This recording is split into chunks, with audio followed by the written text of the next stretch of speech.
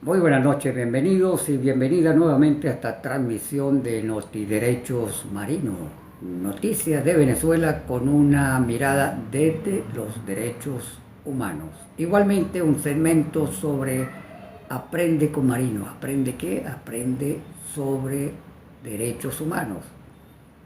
Para que conozcan más tus derechos, para que conozcan las instituciones donde tenemos que acudir para exigir y para defender nuestros derechos, pero también para que conozcas los procedimientos. Mi nombre es Marino Alvarado, soy abogado, soy activista de derechos humanos. Recuerda que si usted tiene algún comentario o alguna pregunta, en la medida de mis posibilidades le estaré respondiendo.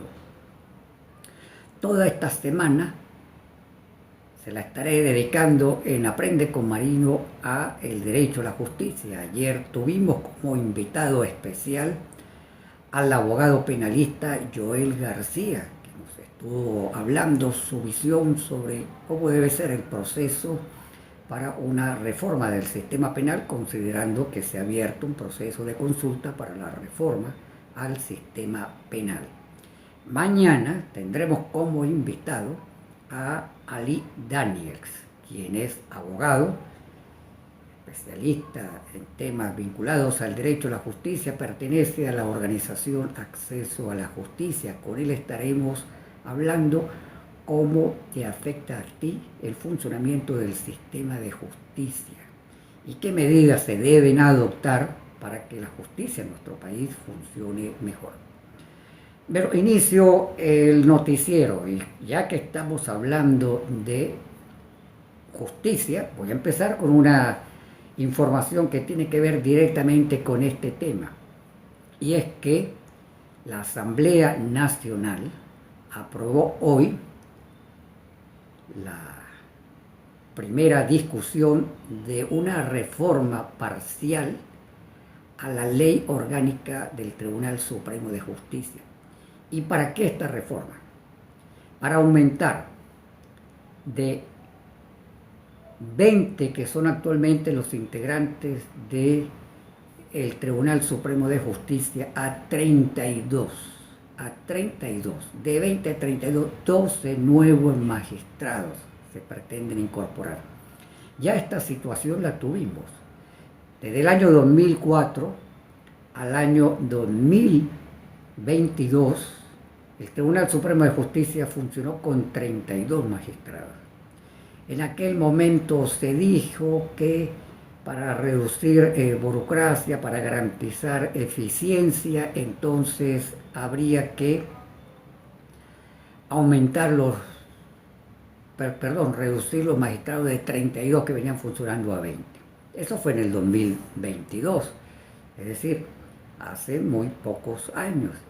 Y ahora, sin que se haya culminado el proceso para designar nuevos magistrados y magistradas, tenemos entonces una situación en la cual se pretende volver otra vez a 32 magistrados, supuestamente, de acuerdo a la exposición de motivos de esta reforma parcial de la Ley Orgánica del Tribunal Supremo de Justicia para garantizar más eficiencia. Tendrían cada sala del Tribunal Supremo de Justicia, la sala social, la sala político-administrativa, la sala penal, 5 magistrados, y la sala civil, y la sala constitucional tendría la excepción de tener 7 magistrados. 7 magistrados. Eso es lo que en principio está planteado en esta reforma de la Ley Orgánica del Tribunal Supremo de Justicia.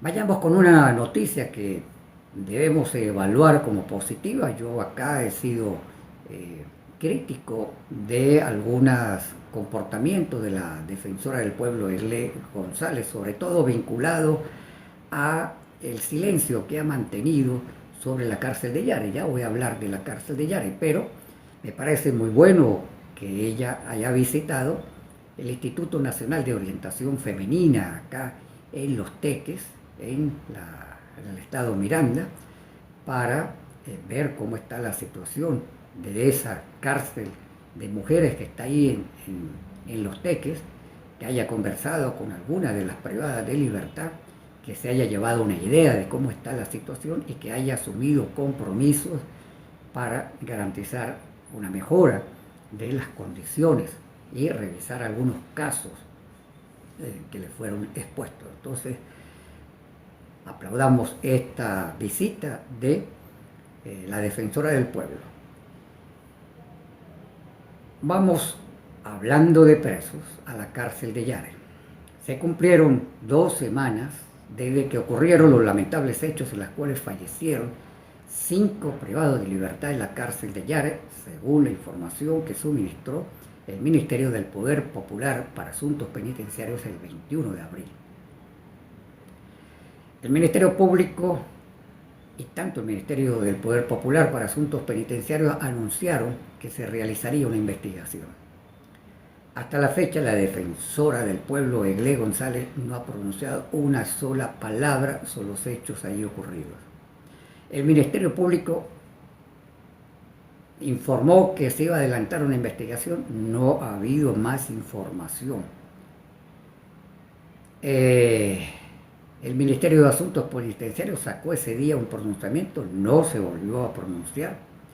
El hecho es que el Observatorio Venezolano de Prisiones dice que debe investigarse quiénes son los responsables de los crímenes que ahí se cometieron. 5 personas fueron asesinadas en la cárcel de Yare. Los familiares dicen que los responsables son funcionarios del Estado. Bueno, debe haber una respuesta. La sociedad venezolana necesita conocer la verdad de lo que ahí ocurrió, quiénes son los responsables, y se debe adelantar un proceso para sancionar a quienes hayan sido los responsables de la muerte de esos 5 privados de libertad.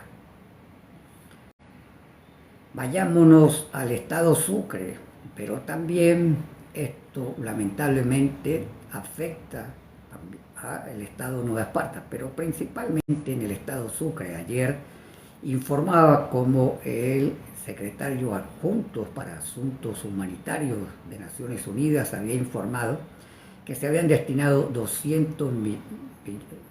millones de dólares para atender las familias con la grave crisis de agua que hay en el estado Sucre. Hoy hubo un pronunciamiento de la Academia Nacional de Ingeniería y Hábitat. Ellos plantean una serie de propuestas muy interesantes. La primera dice, debe crearse una autoridad única, de tal manera que haya una coordinación para atender esa grave situación. En segundo lugar, afirman que debe hacerse una gran inversión para que la solución sea integral, porque hay que recordar, para quienes no conocen bien la situación, ahí se produjo en el estado Sucre un temblor. Ese temblor dañó significativamente buena parte de la estructura de tubería que lleva agua desde el embalse de Turimiquire hacia varias poblaciones en el estado Sucre, incluyendo la ciudad de Cumaná. Es un trabajo bastante complejo. La gobernadora decretó una situación de emergencia, así será la gravedad, ya hace más de un mes, porque hoy se están cumpliendo 70 días de esa situación.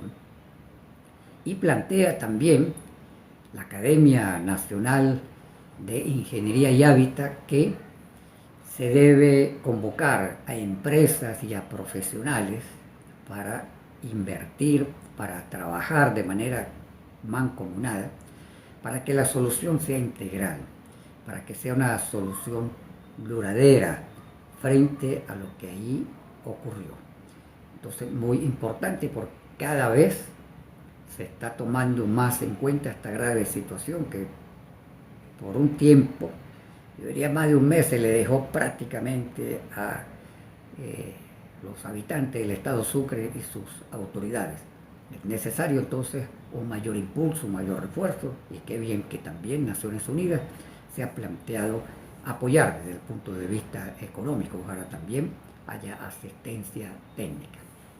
Bueno, ¿qué tenemos con la situación del país en términos inflacionarios.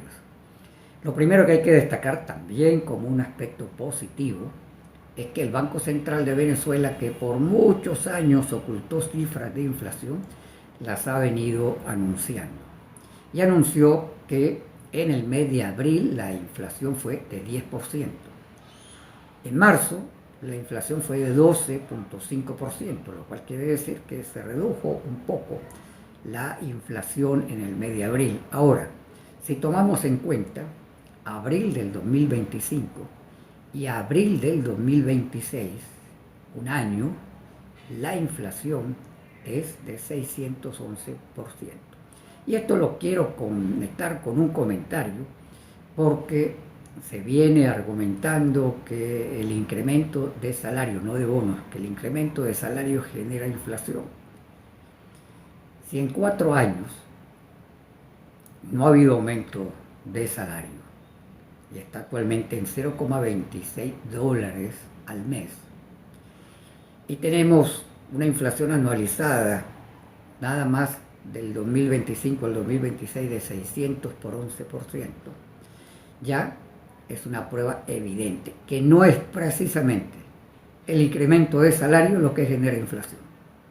El hecho es que, como noticia positiva, el Banco Central sigue informando sobre inflación. También como noticia positiva es que se redujo la inflación en el mes de abril y no recuerdo en este momento las cifras de enero, febrero, marzo y abril, pero viene en caída. Afortunadamente, ojalá se pueda controlar la inflación. Bueno, con esto termino la parte de noticias de Venezuela con una perspectiva de derechos humanos. Recuerdo que toda esta semana en Aprendiendo con Marino, que es el segmento que viene ahora, voy a estar hablando del derecho a la justicia. Esta semana con 3 invitados especiales. Ayer estuvo el abogado Joel García, mañana va a estar Ali Daniel de Acceso a la Justicia y el viernes tendré a el señor José Pernalete, su esposa Elvira, padres del estudiante lamentablemente asesinado hace ya 9 años, Juan Pablo Pernalete, para hablar en esta lucha por justicia, Denme un minuto, bienvenidos, bienvenidas a todas las personas que se mantienen conectadas, que están conectadas. Voy acá, permítame leer un poquito, la vista la van a conseguir hacia abajo porque, como he explicado, tengo siempre que explicar porque algunas personas me dicen por qué tengo la mirada hacia abajo, porque yo hago este programa desde mi teléfono y entonces al hacerlo desde mi teléfono, para poder saber quiénes se han ido conectando, entonces me toca ir revisando. Me disculpan a las personas que a veces me hacen solicitudes para ello retransmitir el programa, pero al no conocerlas, prefiero no dar la invitación porque ya me ha ocurrido en algunos programas que concedo amablemente la solicitud y resulta que es una persona que tenía una intención negativa. El hecho es que voy entonces a hablar de justicia. Se están moviendo varias cosas en el área del derecho a la justicia. Se ha convocado una consulta para la reforma del sistema penal. Esta consulta, donde se creó una comisión que va a canalizar esa consulta, no se ha vuelto a decir cuándo empieza, cómo va a ser el mecanismo, hasta cuándo está la consulta. La preside el fiscal general de la República, Larry de Boyo. Ahora se anuncia esta reforma, como ya lo dije, parcial de la Ley Orgánica del Tribunal Supremo de Justicia. Entonces, en el área de justicia se está moviendo algo, ojalá todo sea para mejorar. También hubo algo importante, se cambió al fiscal general de la República, se designó un nuevo fiscal, se cambió la Defensoría del Pueblo, al defensor del pueblo, tenemos una defensora del pueblo. Ayer hacía referencia al artículo 26 de nuestra Constitución, que es clave. Hay dos artículos que son claves para entender lo que plantea nuestra Constitución en materia de justicia, que además buena parte de los términos que están ahí tienen que ver con criterios también de Naciones Unidas. Es decir, lo que está en la teoría, lo que está en la norma, desde el punto de vista del derecho a la justicia en nuestro país es bastante avanzado. Yo voy a hablar de unos principios que están establecidos en el artículo 26, pero debo comentar algo muy importante. Parte de estos principios que están ahí en la Constitución tienen que ver con una lucha que desarrolló la sociedad civil a finales de los años 90, esto es muy importante. A finales de los años 90 se creó una alianza social por la justicia, así se denominaba.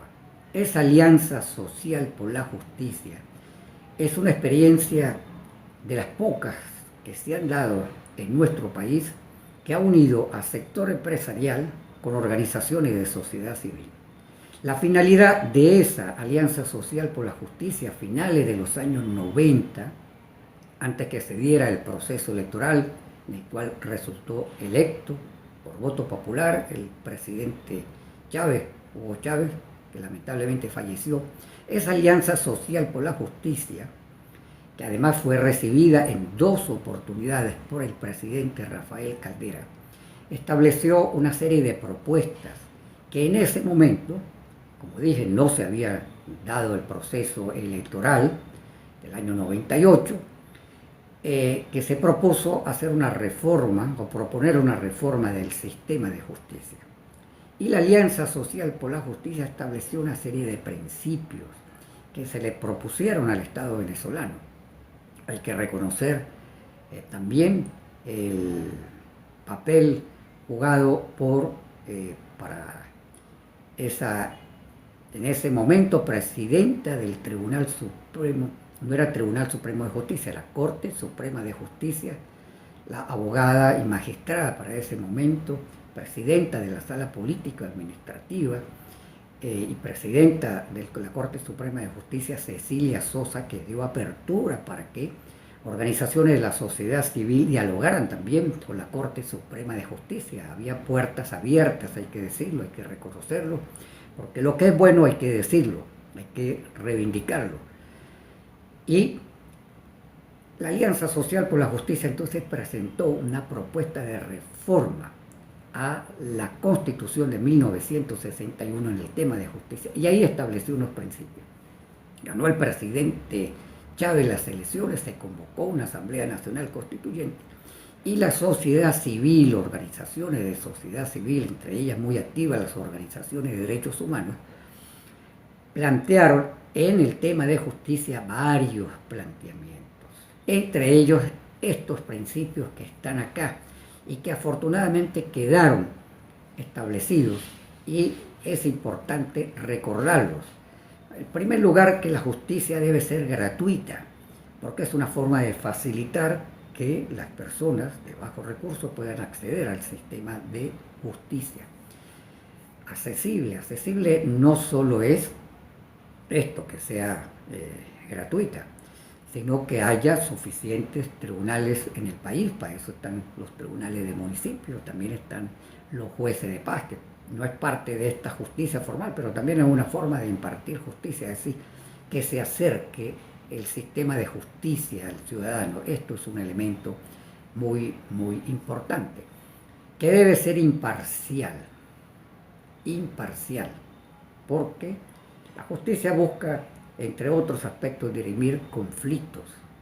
Y si usted quiere hacer justicia, darle razón a quien se merece la razón por justicia, tiene que ser imparcial, no puede estar parcializada, ni a favor de un partido político, ni a favor de un sector social, ni a favor del Estado, en contra de los ciudadanos. Debe ser imparcial. Debe ser idónea, es decir, cuando hablamos de idoneidad en la justicia, estamos hablando que es una justicia que en primer lugar tiene que basarse en el derecho. Tiene que ser una justicia que garantice efectividad. Y tiene que ser una justicia que se vaya renovando, que se vaya adaptando a las circunstancias, al contexto del país, analizar el derecho de conformidad con los avances, con el contexto que se desarrolla en el país. Debe ser transparente, debe rendir cuentas ante quién. En primer lugar, ante la población. En segundo lugar, ante las instituciones, ante la Asamblea Nacional, para que funcionen los contrapesos institucionales. Entonces debe haber transparencia en los procesos.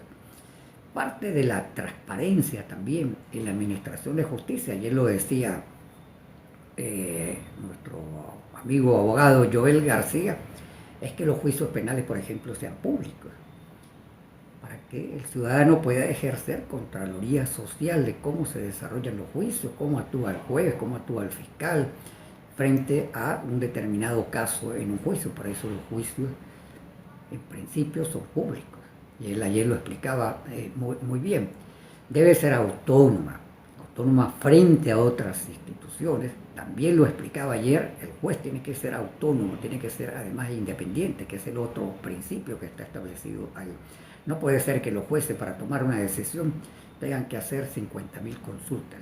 El papel de un juez es ver el caso, conocer el derecho, analizar la jurisprudencia, con el conjunto de elementos, con los aspectos probatorios, tomar una decisión. Pero él, con su autonomía, él con su profesionalismo, no dependiendo de lo que le diga un superior, porque para eso están las Fuerzas Armadas, que funcionan por vía jerárquica. La justicia no puede funcionar con términos de jerarquía. Incluso en la Fuerza Armada está el derecho a rebelarse contra órdenes que sean inconstitucionales, ilegales, que afecten los derechos humanos.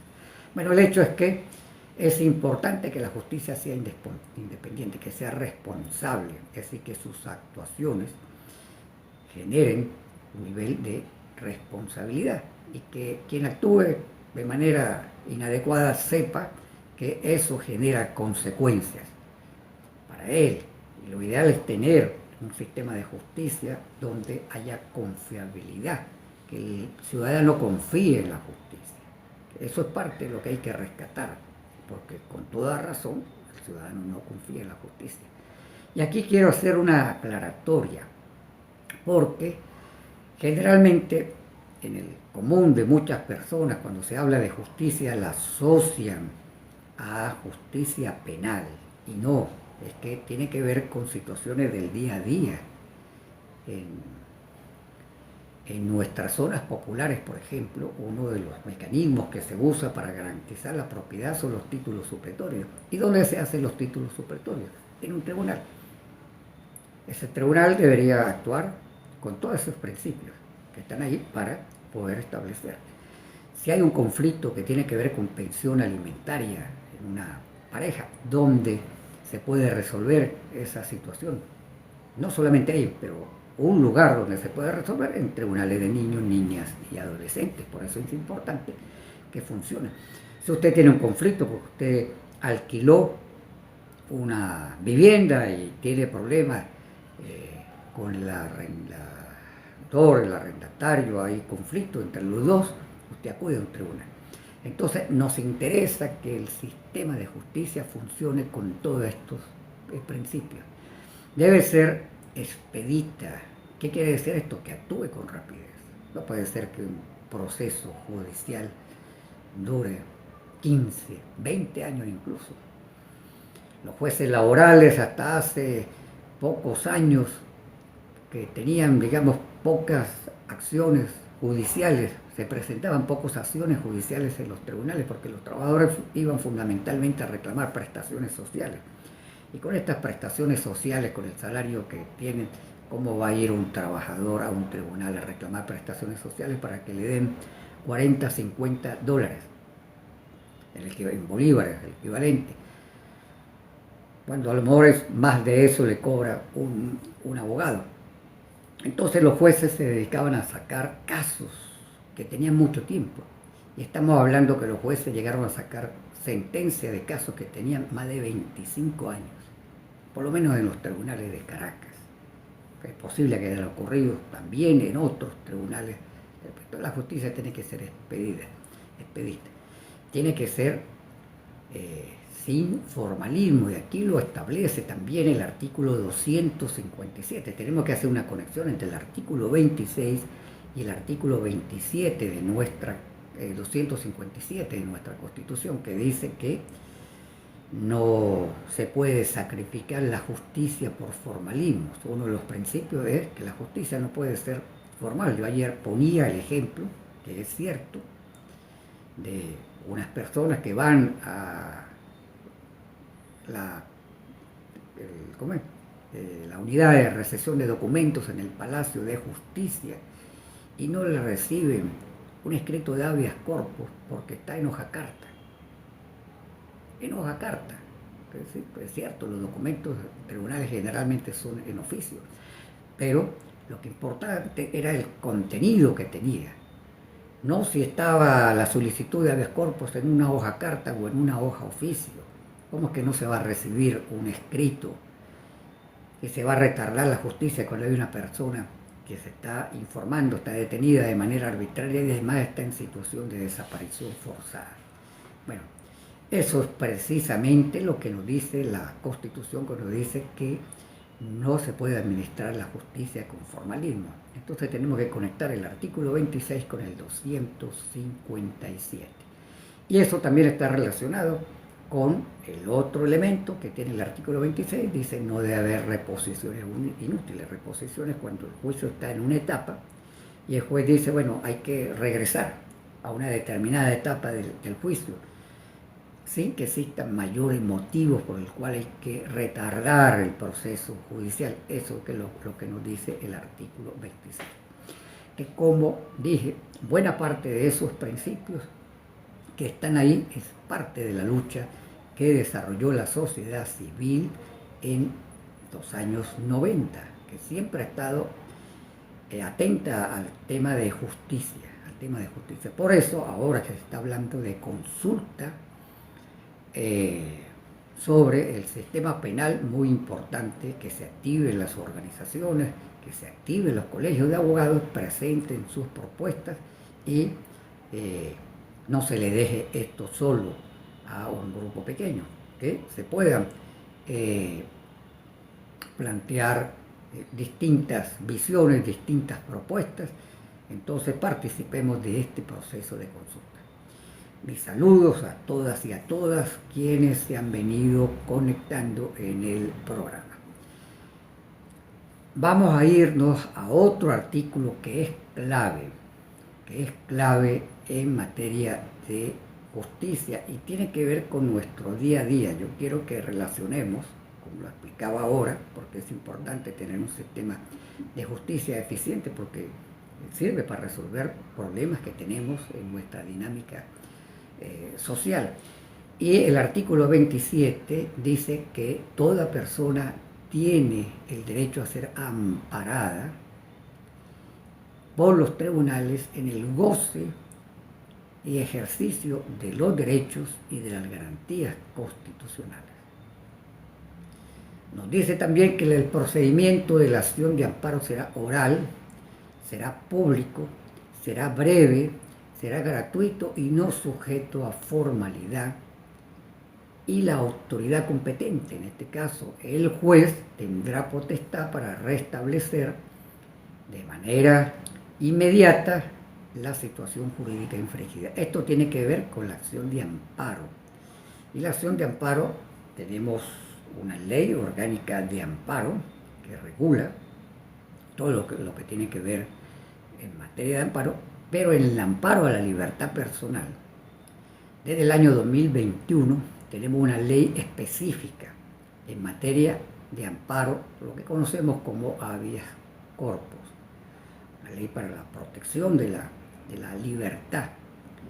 Esa ley, que es del 2021, es la que vamos a utilizar en caso de que vayamos a un tribunal a presentar un habeas corpus. Ya no se presenta con los artículos de la ley orgánica de amparo.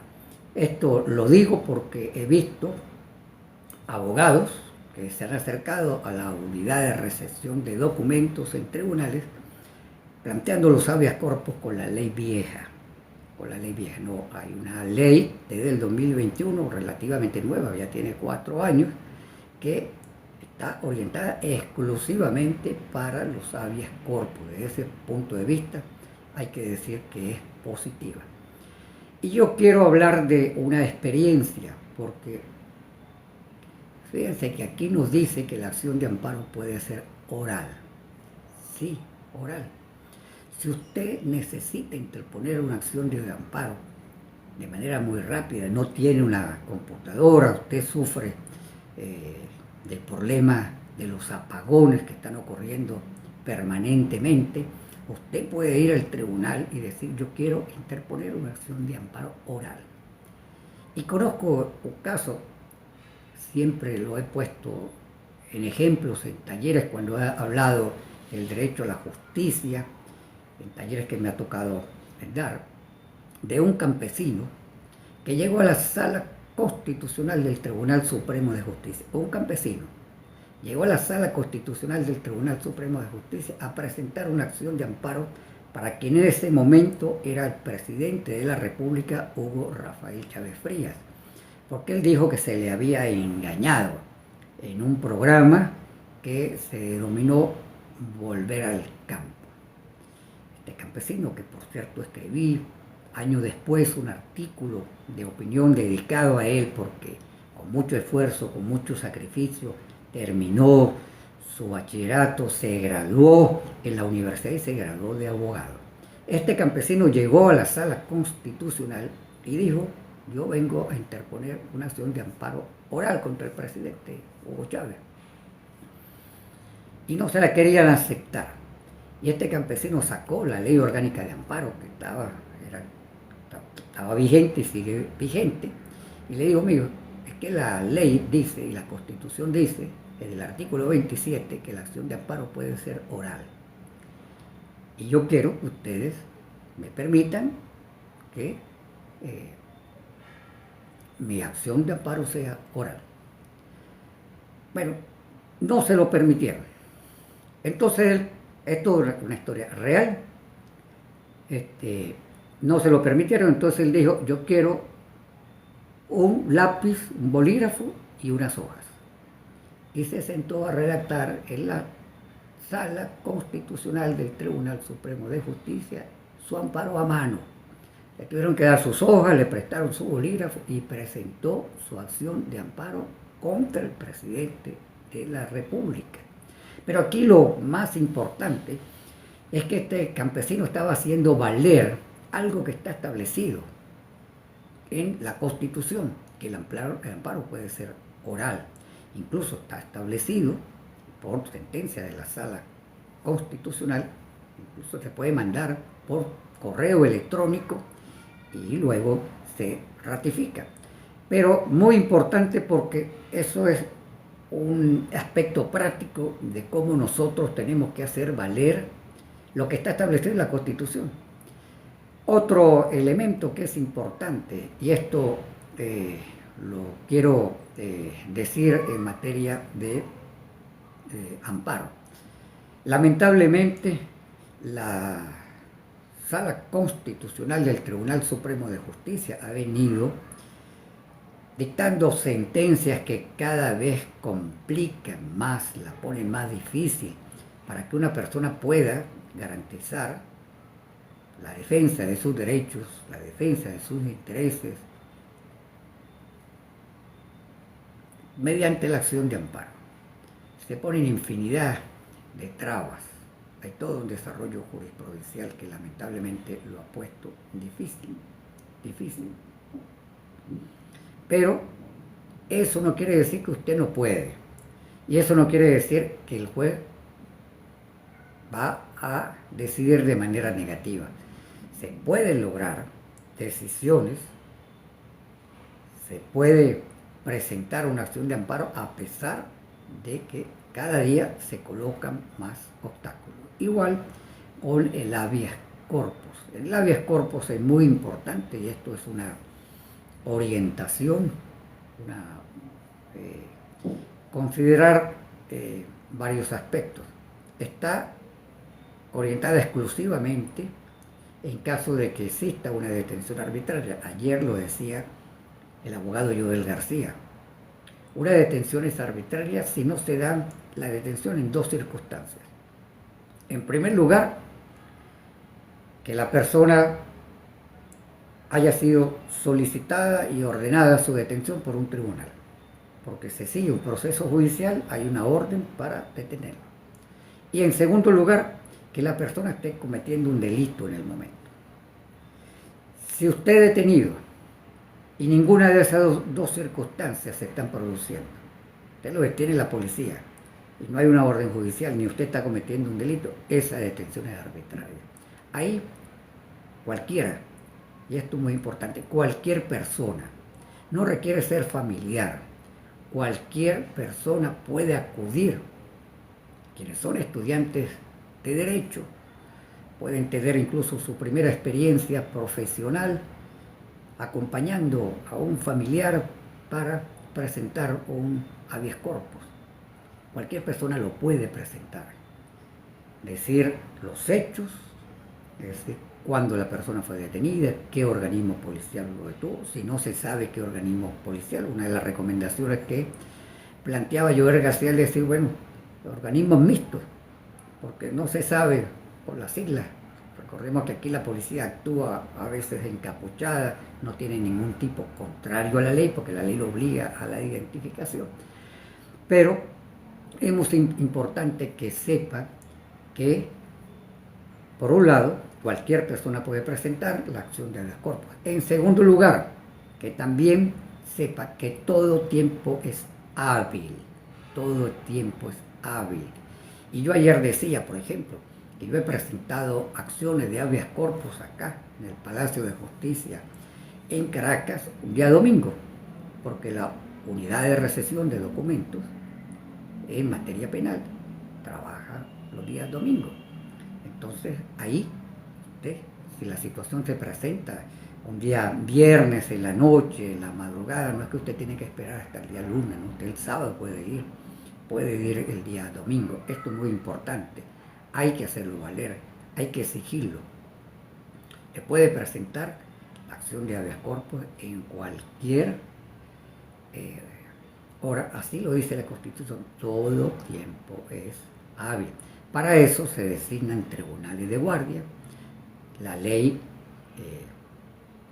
específica en materia de habeas corpus estableció unos tribunales especializados en materia de habeas corpus. Son tribunales penales a los cuales de control, a los cuales se les ha asignado la responsabilidad de tramitar todo lo que tiene que ver con el habeas corpus. Otro elemento importante que tiene que ver con una presentación de habeas corpus es que usted tiene que exigirle al tribunal, no es un favor, exigirle al tribunal que actúe de conformidad con lo establecido en la ley. El tribunal tiene que actuar rápido. Una primera acción que tiene que hacer el tribunal, y así lo exige la ley, es si usted dice que la persona fue detenida por la Policía Nacional Bolivariana, este juez tiene que mandarle una comunicación rápida a la Policía Nacional pidiendo la información de ese ciudadano. Debe informarle a la Defensoría del Pueblo. Debe informarle a la Defensoría del Pueblo para que la Defensoría del Pueblo actúe. Entonces usted se puede ir con su escrito, llévese siempre, en el caso de Caracas, y creo que en todos los tribunales se piden 3 copias, 2 copias se quedan en el tribunal, una es la que usted lleva para que se la sellen. Usted con ese sello, usted se va a la Defensoría del Pueblo y usted dice, el tribunal tiene la obligación de notificarlo, pero yo vengo a notificarle que yo presenté una acción de amparo, una acción de habeas corpus, y yo quiero que usted actúe, porque está en la obligación de actuar, Pero la primera decisión, de las primeras actuaciones que tiene que hacer el juez al recibir un habeas corpus, notificar al organismo policial y notificar a la Defensoría del Pueblo para que la Defensoría del Pueblo se pronuncie y debe actuar. Y si es una Defensoría del Pueblo y están diciendo que hay una persona que está en detención arbitraria y muy posiblemente pueda estar en situación de desaparición forzada, la Defensoría del Pueblo debe activarse para investigar qué está ocurriendo con ese ciudadano y presentar su escrito ahí en los tribunales para que sea parte de lo que decida el juez en cuanto a la habeas corpus. ¿Qué ha venido ocurriendo y qué a veces se ha venido denunciando? Ayer lo hablábamos con Joel García. En el caso de Caracas, pero también ha ocurrido en el estado Carabobo, también en el estado Lara, en varios estados, no se reciben los escritos de habeas corpus. Usted no puede normalizar esa situación. No es normal porque es un derecho.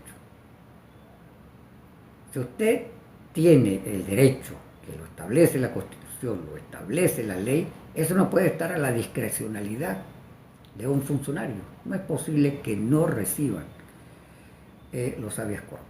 En el caso de Caracas, yo le paso este dato, digamos, a quienes son abogados. Veo que varios abogados acá conectados, además de distintos estados. Mis saludos a los colegas que hemos hecho algunos abogados de organizaciones de derechos humanos. No nos reciben el escrito en los tribunales penales, nosotros nos vamos a la sala constitucional. Eso en el caso, digo, de Caracas, porque un abogado que esté lamentablemente en otro estado le queda muy difícil, salvo, bueno, que esté relativamente cerca, estado Aragua, estado La Guaira, pero estado Miranda, dependiendo también de dónde venga el estado Miranda es muy grande, pero hemos acudido a la sala constitucional del Tribunal Supremo de Justicia. No nos lo reciben. ¿Qué decimos en los escritos nosotros? Decimos, acudí ayer o acudí esta mañana, no me recibieron en los tribunales penales el escrito de habeas corpus, acudo a esta sala constitucional que tiene por mandato los asuntos constitucionales. ¿Y qué más constitucional que un habeas corpus? Entonces le tramito esta información, este dato a los colegas que son abogados si se les presenta una situación como la que con frecuencia se están presentando. Entonces nos vamos para la sala constitucional. ¿Hay buena noticia en la sala constitucional? No si el caso es por motivos políticos. No si el caso es por motivos políticos. Y yo les pongo un ejemplo concreto. El abogado de Derechos Humanos, Eduardo Torres, se acudió al Palacio de Justicia, no aceptaron el habeas corpus, nos fuimos a la sala constitucional, digo nos fuimos porque soy parte de los abogados que presentó el escrito que lo representa en la sala constitucional del Tribunal Supremo de Justicia.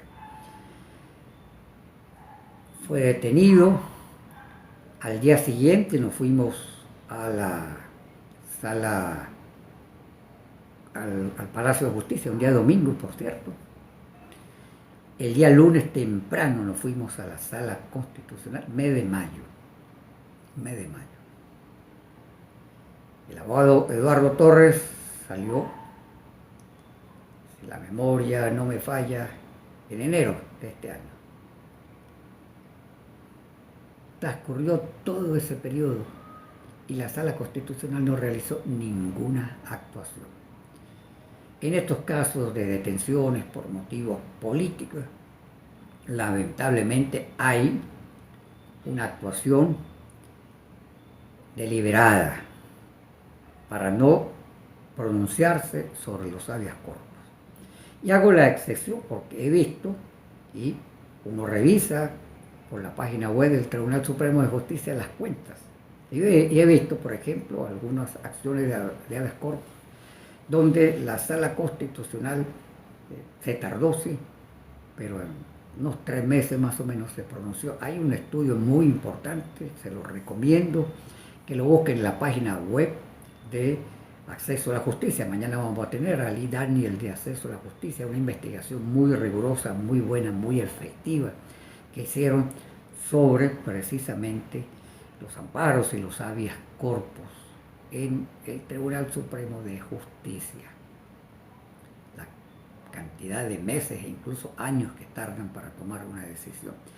Pero eso, como digo, lo más importante es que nosotros hagamos valer nuestro derecho. No es que nos lo negaron en los tribunales penales y nosotros lo normalizamos, decimos, bueno, ya no podemos hacer nada. Bueno, nos vamos para la sala constitucional. Recuerde que si usted está en un municipio y en ese municipio no hay un tribunal penal para recibir el habeas corpus, cualquier tribunal de la República está en la obligación de recibir un habeas corpus y una acción de amparo. Y ese tribunal lo canaliza con el tribunal que sea competente, que tenga más cercano en la jurisdicción. Eso también es importante tomarlo en cuenta. Bueno, y esto tiene que ver con el artículo 27, que dice además, y eso también tenemos que hacerlo valer ante los jueces, si llega una acción de amparo, si llega un habeas corpus, ese caso debe ser priorizado por el juez. Y usted le puede exigir al juez que lo priorice por encima de cualquier otro. ¿Quién dice eso? La Constitución. Lo establece de manera muy clara. Se tramitará con preferencia. Así lo dice la Constitución. Entonces, no es un favor que usted está pidiendo. Usted está pidiendo que sencillamente el tribunal actúe de conformidad con lo que está establecido en la Constitución y que está establecido en la ley. Insisto mucho, ayer también lo planteó Joel García, no podemos normalizar lo que no es normal. Este tipo de prácticas, este tipo de actuaciones que se tienen en los tribunales, nosotros no las podemos normalizar. No las podemos normalizar. Voy entonces y paso al artículo 49 de nuestra Constitución, que es muy importante porque tiene que ver con el derecho a la defensa. Y voy a empezar por algo que es fundamental, la presunción de inocencia. ¿Qué es la presunción de inocencia? Que toda persona se presume inocente hasta que el Estado, ¿a través de quién? De los fiscales, que son los que tienen la responsabilidad de la investigación e imputación penal, ¿verdad? Y los jueces, luego de haber desarrollado el debate donde se presentaron pruebas, determina que usted es culpable. Mientras tanto, hasta que no haya una sentencia condenatoria, usted es inocente. Y así tiene que hacerlo valer. Usted es inocente. Entonces, ojo con esto. Ojo con esto porque hay que decir las buenas prácticas que tienen los abogados, pero también hay que decir las malas prácticas. Y también que tienen los jueces y tienen fiscales.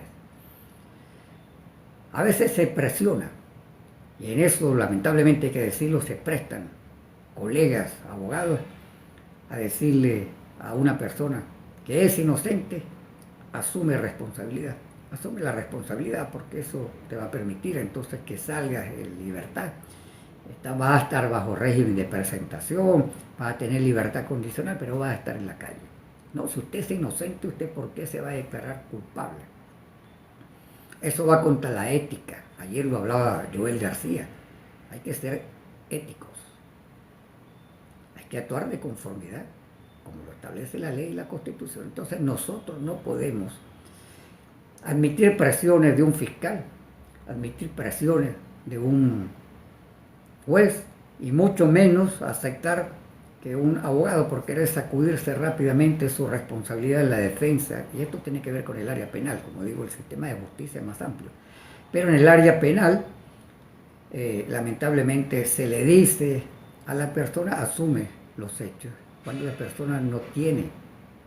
Ahora, si la persona efectivamente cometió el hecho, a lo mejor La estrategia adecuada sí es que admita los hechos para que tenga un beneficio por admitir los hechos. Pero si usted es inocente, usted debe mantener su criterio de que usted es inocente. Y eso lo establece la Constitución. Toda persona se presume inocente hasta que el Estado demuestre su responsabilidad. Y esa responsabilidad hasta el final, porque recuerda que si usted tiene una sentencia condenatoria, usted puede apelar. Puede apelar. Y dar la pelea jurídica demostrando que usted es inocente. Y aquí les voy a poner un caso que sonó mucho, que tiene que ver con un trabajador de la empresa ferrominera. Ustedes lo pueden conseguir por Google, el caso de Roney Álvarez. Roney Álvarez es un trabajador de ferrominera del Orinoco. A mí me gusta poner ejemplos para que veamos cómo la lucha por la justicia requiere de acciones, requiere de perseverancia, y si yo digo yo no soy culpable, porque yo voy a asumir responsabilidad. Había una asamblea de trabajadores en Guayana, se estaba desarrollando la asamblea, se generó una trifulca, una pelea entre trabajadores en ese momento pro gobierno y otros que no estaban con el gobierno, y en esa trifulca fallece un trabajador. Y entonces un grupo político le responsabiliza y hace toda una maniobra judicial para inculpar a este trabajador, Roney Álvarez. Este trabajador estuvo 11 años preso. Hay que ver lo que es estar 11 años preso, que pasó por distintos cárceles, que lo apuñalearon en 2 oportunidades, que pasó trabajo, enfermedad, etcétera, etcétera. Hubo fiscales, hubo abogados, hubo jueces que le dijeron que él asumiera responsabilidad. Y él decía, no, yo no voy a asumir responsabilidad por algo que yo no cometí. Y se mantuvo firme en su decisión de que él iba a dar la pelea para demostrar su inocencia. Y lo logró. Incluso fue sentenciado. Y se tuvo que anular la sentencia, donde se demostró las enormes irregularidades que había en ese proceso judicial. Se logró que un tribunal declarara que él no era culpable. Estuvo lamentablemente 11 años preso. Se está trabajando la demanda contra el Estado venezolano por los daños y perjuicios que se le causaron durante 11 años. El Estado tiene que repararle el daño causado, psicológico, físico, a su familia. Pero en eso se está trabajando. En una demanda de responsabilidad del Estado por los daños causados por inadecuada administración de justicia. Entonces, esto lo pongo como ejemplo, porque no puede ser que te quieran obligar a que tú te declares culpable por un delito que tú no cometiste. Y ese es un ejemplo, pero hay otros ejemplos que pudiera colocar donde se ha logrado demostrar que esta persona, que fue condenada en primera instancia, después fue liberada. Les puedo poner un caso donde también lo conozco directamente. Me gusta poner ejemplos porque así con los ejemplos ustedes pueden entender mejor esto del derecho a la justicia. Y me voy con un funcionario policial. Un funcionario policial, él fue condenado. También 7 años estuvo preso este funcionario policial por supuestamente estar involucrado en la muerte de un ciudadano. Siempre argumentaron los funcionarios policiales que ellos recogieron a la persona herida, la llevaron al hospital y en el hospital le hicieron las curas correspondientes. Había sido herido en una pierna. Lo dejan en la entrada del barrio, él sube las escaleras, pero resulta que los médicos, lamentablemente, no vamos a hablar mal de los médicos que además trabajan en este país con mucho sacrificio, el hecho es que los médicos no se dieron cuenta que la bala había obstruido la femoral. Y entonces, él subiendo las escaleras se desangró y falleció. Este funcionario policial además fue despedido de la Policía Metropolitana. Él se empeñó en demostrar de que ellos habían actuado de manera correcta, que hubo el enfrentamiento policial, que la persona fue herida en una pierna, que ellos lo llevaron al hospital, que esperaron hasta que los médicos lo atendieran, que duró aproximadamente 2 horas en el hospital, que lo llevaron hasta cerca de su casa, porque tenía que subir unas escaleras, que ellos pensaron que, bueno, él había quedado bien, porque los médicos diagnosticaron, mira, él está bien, ya se le hicieron las curas. Bueno, ese funcionario policial se empeñó en demostrar, por un lado, su inocencia y después en pelear, esto es muy importante, en pelear su reincorporación a la Policía Metropolitana. Él había sido expulsado de la Policía Metropolitana de Caracas. Los que son muy adultos, muy jóvenes, perdón, no conocen la Policía Metropolitana de Caracas, pero buena parte de los funcionarios que tenemos de la Policía Nacional Bolivariana, de las primeras promociones, de las cuales además fui profesor, vienen de la Policía Metropolitana. Ese funcionario policial, por un lado, demostró que era inocente. El tribunal declaró que no tenía responsabilidad de la muerte del ciudadano, un funcionario policial. Se dio la lucha para que fuera reincorporado a la Policía Metropolitana, se le reincorporó para que se le pagaran además todos los años que se le debían de su salario, se le reconocieran los rangos que a él le correspondían, y entonces se logró no solamente que este funcionario fuera declarado inocente en el área penal, sino que fuera reincorporado también a la Policía Metropolitana en una decisión judicial, porque se tuvo que ir a un tribunal contencioso administrativo y se ganó esa pelea allí con el funcionario policial. Se ordenó su reincorporación, el pago de salarios caídos, las jerarquías que le correspondían, etcétera, etcétera. Entonces, pongo estos ejemplos porque tiene que ver con la lucha por la justicia, cuando un juez se decide realmente hacer justicia en materia laboral o en materia penal. Entonces, esto es muy importante. No podemos normalizar que nos estén diciendo que nos declaremos culpables o que nos estén diciendo no, dejemos la pelea hasta ahí, esta pelea es larga. No. Si usted cree que tiene razón en la defensa de sus derechos, sea perseverante. Voy con un último elemento, quizás el más polémico.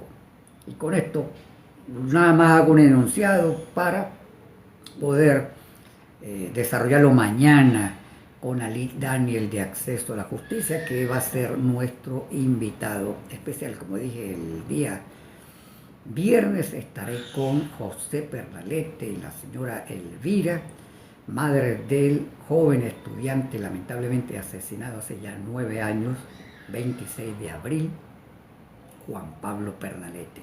Esa es la otra parte de la justicia, la lucha por justicia. Entonces vamos a estar hablando con ellos dos. Es un ejemplo de perseverancia, de exigencia y lamentablemente un ejemplo de cómo se afecta a una familia por actuaciones arbitrarias de funcionarios, en este caso militares, de la Guardia Nacional Bolivariana. Mis saludos a todos, se siguen sumando personas, pero termino con esto. El artículo 254 nos habla de la independencia del Poder Judicial. Y digo uno de los más polémicos porque lo que no tenemos en nuestro país, ayer lo decía muy bien, Joel García es jueces independientes. No solamente porque son a veces hasta militantes de un partido político, incluso las más altas esferas en el propio Tribunal Supremo de Justicia, sino también porque se ha impuesto una política incluso hasta de terror, porque así lo han planteado algunos jueces, el temor de tomar decisiones porque ellos tienen que consultar todo, absolutamente todo.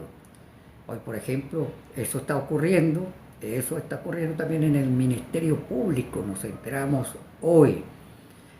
Fiscales que tienen muchísimos casos y se continúa con la práctica que ya se tenía con Tarek William Sack, de que los fiscales tienen que consultar hasta lo mínimo para poder tomar una decisión, poder dictar sobreseimientos, pronunciarse sobre otros casos. Entonces, esto aparentemente, porque hoy tuvimos esa información, también sigue ocurriendo.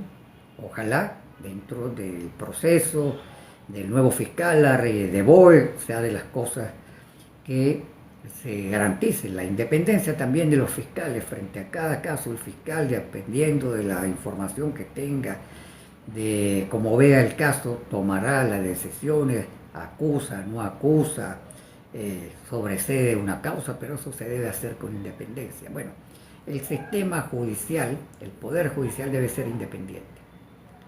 Y los jueces deben entrar por concurso.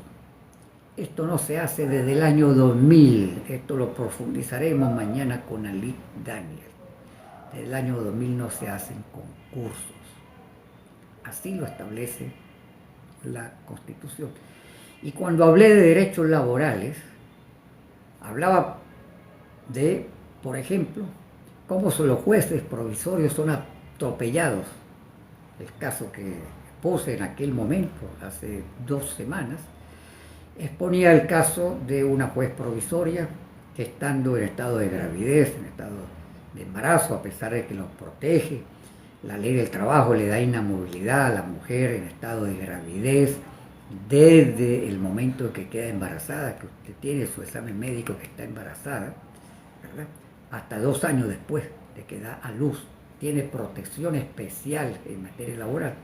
Y como una juez provisoria de acá de Caracas, de tribunales penales, fue despedida a pesar de su estado de gravidez, a pesar de que se argumentó todo, de que ella estaba protegida, que no había ninguna falta grave que implicara su despido. Entonces, no solamente necesitamos una justicia independiente, necesitamos jueces y juezas que tengan estabilidad laboral para que se sientan en capacidad de administrar adecuadamente justicia y decidan de conformidad con su conciencia, con el derecho, con lo que está en los expedientes, con las pruebas que se presenten y, como decía Joel García, hagan justicia a cada quien lo que le corresponde, a cada quien lo que es justo. Mañana tendré como invitado al abogado Ali Daniels. Busquen las cuentas de la organización Acceso a la Justicia, su Instagram, su cuenta de X, para que ustedes estén informados, su página web muy activa. Si usted es abogado, usted es estudiante de Derecho, yo le recomiendo que consulte bastante la página web de Acceso a la Justicia. Ahí va a conseguir sentencias, va a conseguir opiniones jurídicas, va a estar informado de lo que ocurre en el mundo de la justicia. Pero si usted es un ciudadano que también quiere informarse sobre la justicia, la página de Acceso a la Justicia es una página que le recomiendo. Mañana de eso vamos a estar hablando con Ali Daniels. ¿Cómo le afecta a usted la manera como viene funcionando el sistema de justicia? Recuerden que este programa lo transmito de lunes a viernes a las 8 de la noche. Trato de ser puntual porque debemos ser puntuales en nuestros compromisos. Con un segmento que es el que estoy desarrollando de Aprende con Marino. Aprende más sobre tus derechos. Si quieres seguirme por las redes sociales, además de esta cuenta de TikTok que es Notiderecho Marino. Tengo otra cuenta que es m.alvarado. m.alvarado. Por esa cuenta también me pueden seguir. Por el Instagram marino.alvarado. Por X o Twitter @marinoalvarado. Que descansen. Nos vemos mañana a las 8 en punto. Seguiremos hablando sobre el derecho a la justicia y noticias de Venezuela con una mirada desde los derechos humanos. Ha sido un placer haber estado nuevamente con ustedes.